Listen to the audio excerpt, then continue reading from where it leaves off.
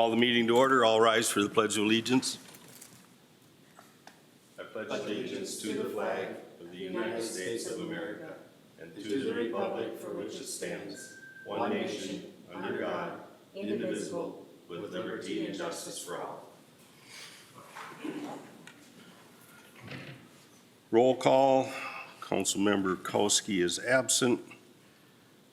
Approval of the agenda. Is there any changes to the agenda? No. Council? Hearing nothing, do I have a motion to approve the agenda as presented? So moved. Motion by Joe. Do I have a second? Second. Second by Heidi. Call the question. All those in favor signify by saying aye. Aye. Opposed? Motion carries 4 in favor, none against. Approval of the minutes of the June 17th, 2026 regular meeting. You all received them in your packet. Is there any changes or corrections needed to those minutes? Hearing nothing, do I have a motion to approve the June 17 meeting? So moved. Motion by Brad. Do I have a second? Second. Second by Heidi. Call the question. All those in favor signify by saying aye. Aye. Opposed? Motion carries 4 in favor, none against. This brings us to our public open forum. Is there anyone here that would like to speak to the council? Is there anyone here that would like to speak to the council? Call a third time. Is there anyone here that would like to speak to the council? Having no one, our public open forum is now closed. We have no public hearings. We will now move on to reports and presentations. City engineer report. Okay, good evening, Mayor and Council. A lot of activity has been going on the last couple of weeks here with punch list repair items on the last year's 2025 project, concrete replacement work, meaning panels replaced, cracks, those kinds of things. So some saw and seal will be completed probably by the end of this week. There's a couple of things that the mayor pointed out today that we'll make sure we take a look at and see if make sure those are addressed. Next week will be some surface repairs. That's kind of that scaling stuff that you see on the surface. So that'll be being done next week. So the intent will be that everything should be done by the end of next week from the concrete perspective. Weeds were sprayed, sprayed yesterday and today, and those are all completed. So all the weeding in the boulevard areas has been done. They're intending to come back next week and overseed areas that need it, and also do some rolling on areas that are a little bit rough as well. So that'll be done next week. Next week we'll also be seeing some raising of the irons in preparation for paving, which should be probably the week after is scheduled to be paving for the whole area and get that completed. That will allow kind of all that other work to get done before the paving starts, so we don't kind of mar that up afterwards. At the church, those improvements are largely complete as of today. The only thing really left there is a little bit of cleanup and the railings to be installed there as well. And that should be next week. They're being manufactured, according to what was actually installed and whatnot. So we're anticipating that to go in next week. So that will all be completed at there as well. So that's where we're at with the 2025 project. I guess I'll pause if there's any questions on that project. Questions, concerns? Okay, move on. Author's Edition, that project just started today, actually. So they just started moving dirt out there, just doing black dirt removal, essentially, just getting that removed. So you'll see a little bit of ramp up in some activity and some more pieces of equipment getting in there, but I expect to really see it take off probably after the holiday weekend. So they'll get going on that. Moving into design then, Trunk Highway 71 Phase 1, we're really in full swing on design on that at this point in time. I am looking at getting soil borings taken in the roadways. Actually, that's RFPs, those are due back to me, costs on Friday, and then we'll bring that to the city for approval to get them going on some soil borings. But otherwise, design's going pretty well. We've done some a little bit of revisions on some vertical grades on the bypass roadway and trying to get that so it fits as well as possible in that area with minimal impacts to the, things that would be sort of outside of the traditional right-of-way. There's technically no right-of-way through there at this point in time through most of it, but that'll be something we'll have to do sometime in the future. But it's all city property, so we'll have that done.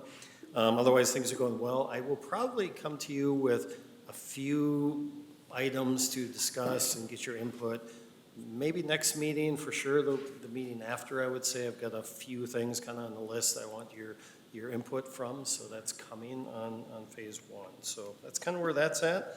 The phase two project is really still, coordination with MnDOT at this point in time. That's something that we're continuing to work on. We have, as I mentioned, I think last time, that we have the sewer and water kind of nailed down in terms of where that's needs to be within the corridor, and they all agree upon that. So we're working through those things. Let's see, also, I think yesterday, I'm not sure if anyone was here, I don't think so. There was a public meeting that was here regarding that project, and it was fairly well attended. There was a number of businesses that were here. And I was saying, generally, parking seemed to be one of the big things to talk about. That seemed to be the biggest thing that came out of that, is concerns about losing some of the parking. So that was a kind of a big thing. They are taking action, MnDOT's looking of doing, they're considering and trying to figure out if they got the staff to do some additional traffic counts during the summer here. That was one thing that came up as well, and they didn't fully commit to that, but they're trying to see if they could work that out, because that was something that a number of people brought up. So that's something that's being worked on. Anything else I missed on that, Vicki? Okay, I think that's pretty much it for that project. We really aren't into design on that project at this point in time. That will be probably not until early fall when we actually get into that. We'll be doing phase one, and we'll be coming back for phase two to get started on that. That's probably a couple months down the line at this point. So it's mostly just desktop kind of coordination stuff at this point from our perspective. One thing we learned is that we apparently do have to design all the street lighting on 71, which we thought they were doing, but I guess we learned that they're not. So that's something we have to put on our plate as well. So with that, I think I'll pause and see if there's any questions. Questions? Yesterday's meeting, I didn't get notice in time to be able to get off work. Was there a recording that we can review? I got the PowerPoint. Okay. I'd like to see that. There's no recording of public comment though, I suppose? No. Yeah, okay. Unless someone from MnDOT, I'm not aware that anyone was necessarily taking copious notes, but. It was a town hall meeting with Mary Francis, so Yeah. I don't think she recorded anything. Okay. You say, I think parking was the biggest thing. We've talked about And doing, the roundabout. and the roundabout, but no one's embracing, or many people are not embracing the mini roundabout at this point in time. But we kind of got through that. There was discussion about, is this a done deal? And the answer seemed to be kind of yes. I don't know if they came out exactly directly and say yes, but pretty much said yes. But that's, that meets all their warrants, meets what they need to do, meets all their criteria that they're trying to achieve. So I think the answer is yes, that's what's going to happen. And there was concerns about the structural integrity of the buildings when we're digging downtown. Yeah. So that was another concern. Yep. There was some comments about if there's potentially tunnels going between the buildings underneath the roads. I'm not aware of those things. We didn't run into them on Sinclair Lewis, whatever that was, nearly 20 years ago now. But could there be on 71? Maybe, but probably doubtful, because the sanitary sewer is fairly deep through there, and the water main that would have ripped it out years ago. So I kind of doubt it, but I can't say that for absolutely sure. But there's concerns about those sort of things. So when we get into that design, because of the sewer and water issues, we'll be going, just like we did in Sinclair, going down into all the basements, looking at where things are all at. That will be a good opportunity to see what might be there, old coal chutes, those kinds of things. That was something that MnDOT was very interested in as well. You know, for us, we don't, you know, our sewer and water is kind of going to be out in the road. We're not going to be digging next to the buildings. The only time would be for actual services that we'd be making those connections. So not a big thing for us, but I don't think MnDOT, typically, we don't like to see old coal chutes underneath because they can collapse, and they have collapsed in some of the old, you know, Minneapolis, we've had some jobs where we've found them and they've collapsed because they've been there so many years. So we'll be trying to identify those things as we go through the design process. So did Mary Franson have any feedback in regards to the conversation? Just curious. I was not able to attend either, so. Yeah, she pretty much just, I would characterize as mostly listening. We wanted to make sure everyone was being civil and respectful to each other, and she made that comment a couple times. There's couple times where things got a little heated and things kind of calmed down again, but she didn't really have any comments. I think, you know, wanting to make sure that there's enough, there's transparency in discussions going on, you know, that kind of, you know, information flow, that's one thing that she mentioned. Anything else that I missed there? I think that MnDOT got some heat for having this meeting this late, Yeah. where we already had it. I think the people came expecting a lot different information, and it really wasn't, there was some change, but not a lot, and they were like feeling that it kind of wasted some of their time to come again. But another opportunity to speak, so. Because last time, you know, there was a suggestion box, those kinds of things, and they felt they weren't being heard. That was kind of a waste of time, that there was already a decision made, so what was the point of that? So. The feedback that I got in the last 24 hours was, pure fact was, it wasn't MnDOT's meeting, it wasn't ours, it was Mary Franson's meeting. And she basically showed up just to save face, because she stated a long time ago she was gonna have a meeting. And now basically after the barn doors closed and everything's already moved on, she shows up and digs up that dead horse again. So, personal opinion, but to me, it was not a smart move on her part or anyone. And I could see why people thought it was a waste of time, because she's the one that called the meeting. She should have been doing everything and had her facts straight. It wasn't MnDOT's or ours to hold her hand. I'll just, on that note though, at the last meeting, I did speak to a couple engineers from MnDOT that said, they were asked point blank, does this mean these decisions are final? And they said, no, we will take into account your feedback. And I think that was where a lot of people were hoping to have some further input, but I think that the decision was already made before any of these meetings happened, and that wasn't our decision. Basically, when you're told 4 times that it's their road, their design, and we don't have a choice in it, it pretty much tells you. Yeah. It's been decided, so. When there's asked if there was city input, if we had to sign off, because it's a safety improvement project, we don't have any say. Right. They will do what they feel is best. And I do think, to Councilmember Leach's point, I don't think things were absolutely finalized the first time, but based upon the timeline, it was well down the line before that meeting was held. The upper level did some approvals at the end of May. Yeah. So it wasn't too long after. Yeah. So it was probably, 85, 90% at that point. Right. Just speculating on my own opinion, but. Was there other questions, concerns? Okay. Okay, Anything on, other than 71? Okay, then we will move on to action items. 7A, approve appointment of police officer. So as part of the preparation for hiring and after securing approval to proceed with creating the hiring list, Chief Jensen did receive applications and conducted interviews with prospective candidates for the position. We also had an interview with Chief Jensen, Councilman Fickman, and myself, and that is, we're recommending that Hunter Nathy be appointed, and this would have an effective date of September 1st. This will give time to schedule the necessary physical and psychiatric tests required. The proposal includes starting him at step 1 of the union pay scale with 5 days loaded into his vacation account. So the action requested is to approve appointment of Hunter Nathy as police officer contingent upon passing the required exams.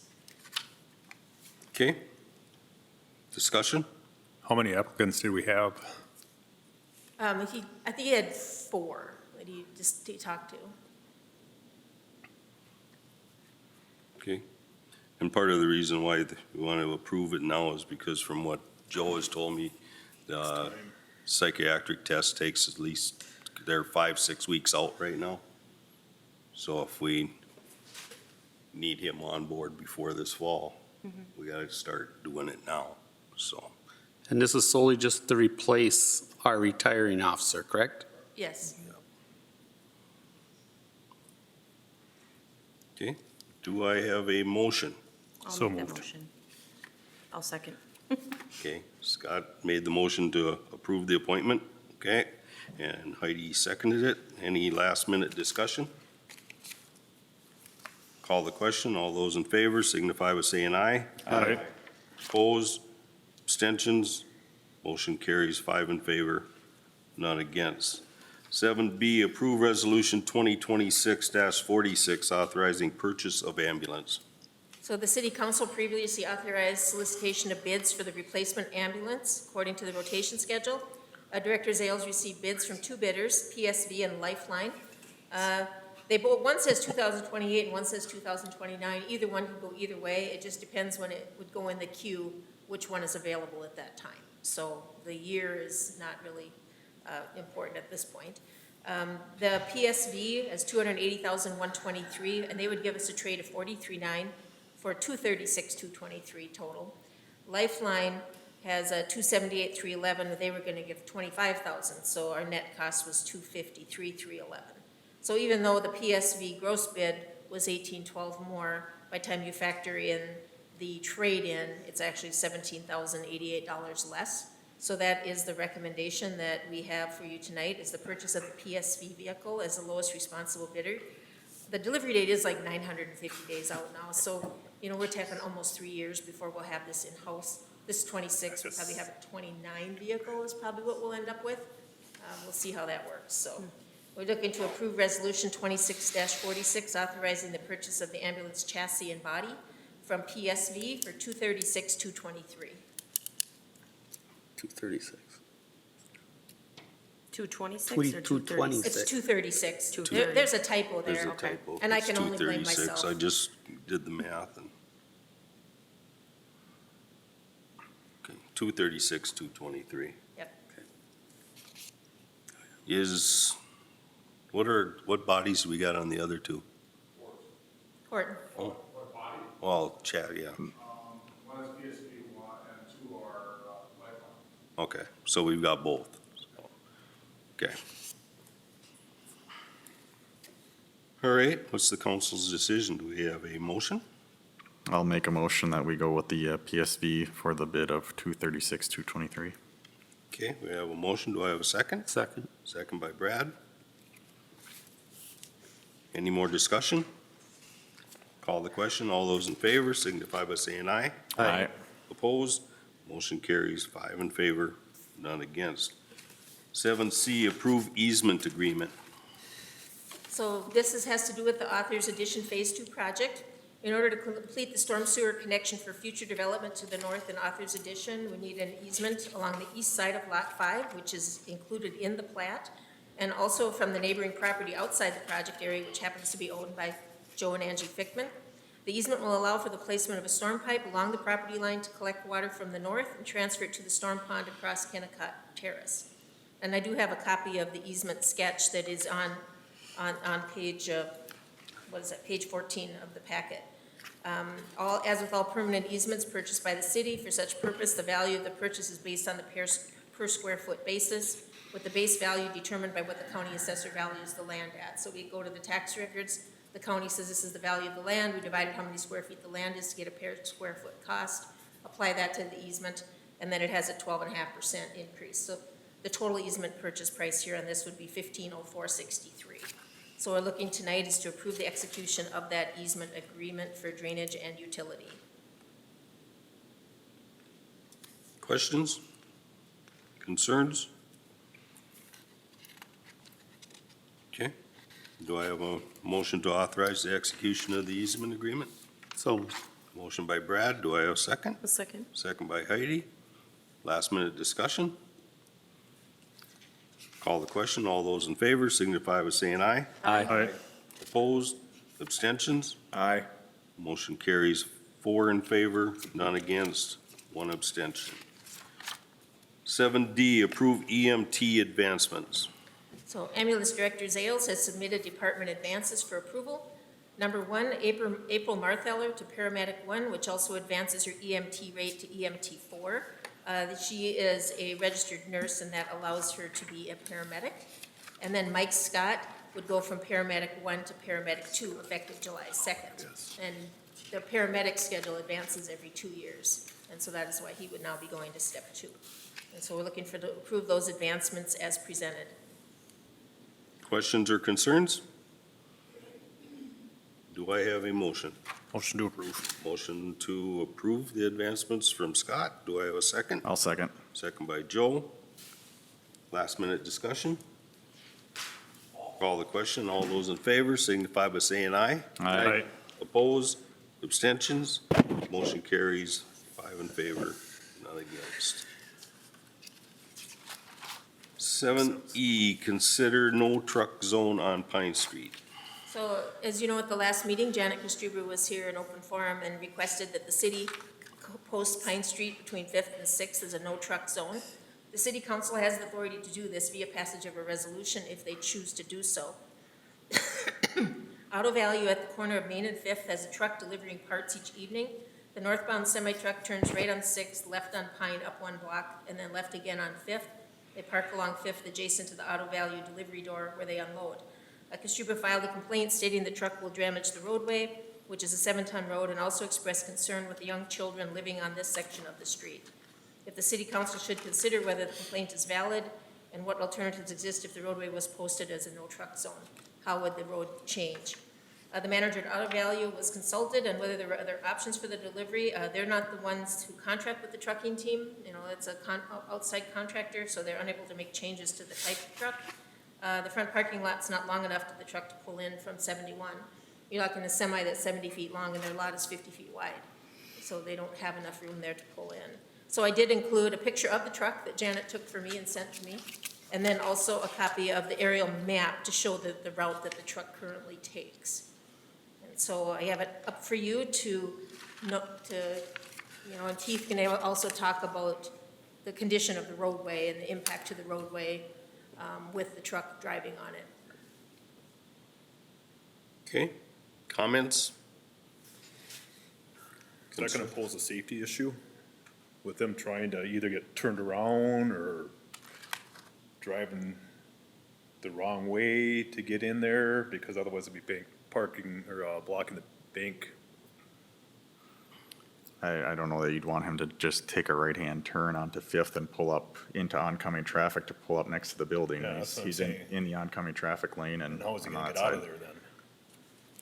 And he's got to cross back, so I don't know that. Semi-traffic on Lake Shore Drive, that's residential too, but that's the CMI truck for the hospital and And there's semi-traffic on Hickman there too, so. I don't know of an alternative way to be able to get a semi in there.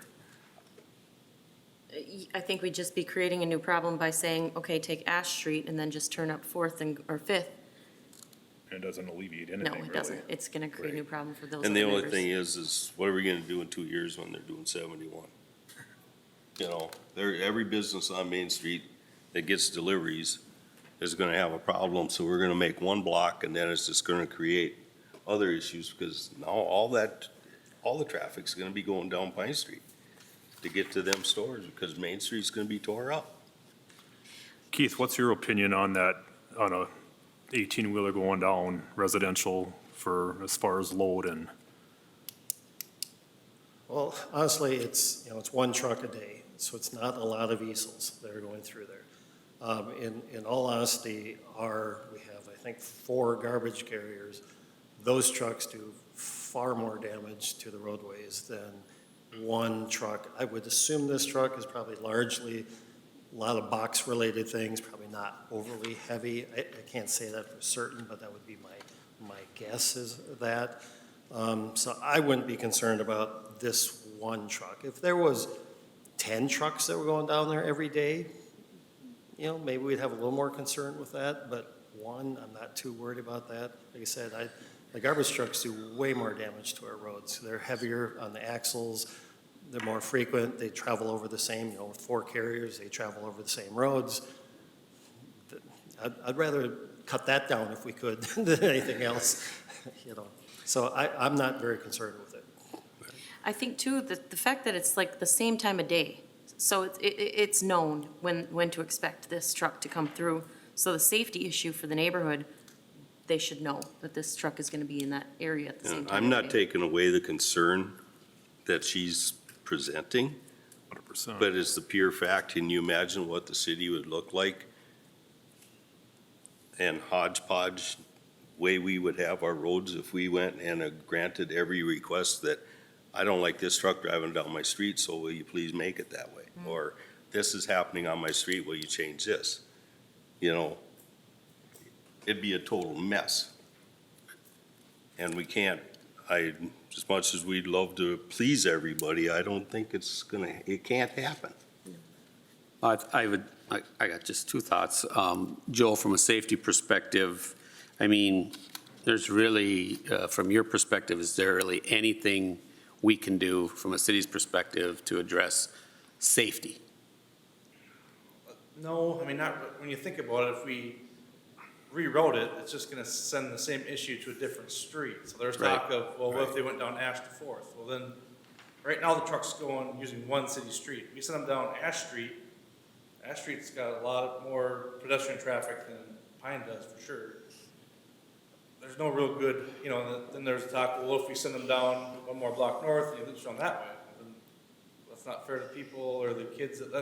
I'm not sure what the kid situation in each block, but every city block in town basically has some kids. So as the safety, you know, side of things, I don't see one thing better than the other. If we have them try to park or go on 71 and say there's talk about, like, what if you backed in on Pine?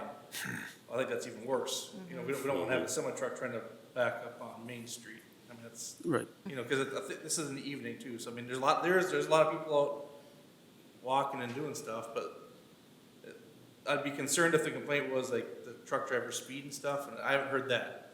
You know, and if that was an issue, if it comes down to a point where, well, he's driving too fast, we can address that on the law enforcement side of things. But in my opinion, I really don't have a good answer as far as an alternate way for them to do it. Yeah, Well, how and fast does a semi get going in a block? I mean, you're gonna be going 15 miles an hour probably because they gotta turn, they gotta stop. If you ever drove a semi, you ain't getting that fast. Oh. It seems, And we haven't had that complaint of any speed related stuff as far as that goes. it seems to me like, you know, the changing of, you know, the transport vehicle or the shipping vehicle is the best bet, but we don't, I mean, that's not, we can say, well, yeah, have them come with a different truck, but we don't run the business. We don't want to impact the business either. Well, You know what I auto mean? value The worst- doesn't even have anything to do with it. The worst time we get, I mean, once we start saying you can't drive and all of a sudden they can't receive deliveries, now Auto Value can't get their products. Now it's all, we don't want to be jeopardizing our businesses on Main Street either by setting more rules. I mean, rules, sometimes there's too many of them. So, Right. I mean, just my perspective, there's not no other alternative. And I agree, we just can't go every block on every request. We have to have consistency. Yes. And There's always gonna be an issue, no matter what. There's always gonna be an Yeah. issue with There's something always gonna driving be down an the issue. street. Yeah, I wouldn't want to live, you know, I maybe wouldn't want to have to address it every night either, but trying to find a way for, you know, the petitioner to just work with it is the best solution I think we got, you know? Yeah, Not much we as a council can do that doesn't have additional impacts negatively. You know, when we did My opinion. Second Street and changed that over to no trucks, that was only because we had 8 to 10 semis a day going down there to go back to their depot, Oh, you know, instead of going down Sinclair Lewis and cutting over. And then they were going on Willow and then back on Second again, and it was causing issues. Then you could see the problem. But here, for one block, one person, it's really hard to justify. Well, and again, like, Joe raised and everyone said, one, we can't impact the business commerce. I mean, we don't control whether they bring a box truck that's more acceptable to that. I mean, obviously, these trucking companies got to run with efficiencies and loads to make that work. And Yep. if we take them off this block, come down to Asheville, we're going to go through what? 3 more. 7, 8 blocks Yep. versus, it's an unfortunate circumstance that they're, have to deal with, but that's just part of Right. the way the commerce lays out in the community. Okay, so council, well, you want a motion or general consensus, or how do you want to go about doing it? I think we should make a motion, yes or no, if we're gonna restrict it or not. I'm going to make a motion that we do not make a designated no truck zone on Pine Street South at this time. Okay? I already made a motion to not make that a no truck zone. Do I have a second? I'll second. Second by Joe. Last minute discussion. Call the question. All those in favor signify by saying aye. Aye. Opposed? Abstentions? Motion carries. 5 in favor, none against. Unfinished business, archery range. Just the archery range, we're still accepting quotes for that work, for the grading part of it. And we have a bid opening on July 9th, so we hope to have that full proposal in front of you on July 15th, and what that would look like. So that's just a little bit of an update there where we're at on that. And I think the park board will be we did not have their meeting tonight, we'll probably have that on the 15th, so they'll be able to have a recommendation for you. Okay? Questions? Okay, new business. 9A, failure to secure rental So licenses. we do have some units around town that have either applied for their license but then refused to have the inspection, or they just haven't applied, or they're ghosting us or whatever. So we'll be pursuing getting those licenses, either getting them renewed and getting those inspections done, which could result in an appeal to the city council. And so I'm just kind of making you aware that we're kind of stepping into that phase where, like 6 months have gone by and they're still not performing, and so we need to take some action, because if we don't, then the other people that have performed are going to say, next time I'm not going to do it if you're not going to do anything about it. So just want to keep you in the loop that is now happening. We do have a fine though for ones that don't file, right? Yeah, we can impose a fine, yes. So, So they have different options, and they can also have the chance to appeal to the city council. So there's several options that they can follow. They can, just wait it out and just, because they get a certain time frame to comply. I would guess that a lot of them might wait till the last day and then comply, or they can appeal to the city council, or we can get an administrative warrant, at which time then we could get a fine. I mean, there's several options in the code. we're getting more and more of them. I know Kelly's pulling his hair out trying to get these people to do something. and- Well, a high percentage of compliance, though. Right. But it makes all the good ones look bad. It's a But few. we do have a few that are hanging on there, and so we do need to get those cleaned up. Yeah. His goal is 100% compliance. He has lofty goals. He hasn't been in government long enough. I like his Okay. aspirations. Any other comments on that? Otherwise, we will move on to our consent agenda. We have schedule of claims, unpaid claims of $505,946.08 for a total of the same. We have resolution 2026-47, accepting contributions of $122.75 from the men's card playing group to be allocated to the senior center. $55,000 from Sauk Center Fire Department Relief Association to be allocated to the fire department. $2,700 from Sauk Center Rotary, the Adirondack chair down in the park, so as a donation to the park department. $500 for a recycled bench from Janelle Hoffman to be allocated to the community garden, and $250 from Joe and Teresa Ritter to be allocated to the fire department. And on behalf of the city council and the city as a whole, I want to thank those people and groups for their donations. Is there any questions about the consent agenda? Do I have a motion to approve the consent calendar as presented? Motion to approve. Motion by Heidi, do I have a second? I'll second. Second by Joe. And call the question, all those in favor signify by saying aye. Opposed, motion carries 5 in favor, none against. Informational items. Just a couple things, you know, City Hall is closed on July 3rd for the 4th of July, because that's the date that we observe it. Also, on July 9th, which is next Thursday, Stearns County Highway Department is having an open house here at City Hall regarding their paving project of 385th, which is the road between 17 and 28, out on the east side of town, that's straight across from 24. So that was a township road, they're trading with the township, and that's gonna be a county road. And so they have that open house, I think, to explain to people what that's gonna be. And then also, I'm getting the budget worksheets out all to the department heads, so at the next meeting, we'll be solidifying what that budget meeting date and the timeline for the budgets will be. So, Also, do you want to give the reminder of when people gotta put their name in if they're interested in running for so city position? yeah, the dates to sign up to be council or mayor or any local office is July 14th to the 28th. This is a departure from prior years. It used to be, go to the primary election, go back 2 weeks, that's your window. That's not the window anymore. They've moved it forward 2 weeks. So we did notice in the paper there was one error, and we talked to them, and they're gonna do like a retraction or a correction or whatever, but it is the 14th to the 28th. Thanks. Okay. Any other questions? That brings us to the end of our agenda. Do I have a motion to adjourn? So moved. Motion by Brad, do I have a second? Second. Second by Scott. Call the question, all those in favor signify by saying aye. Aye.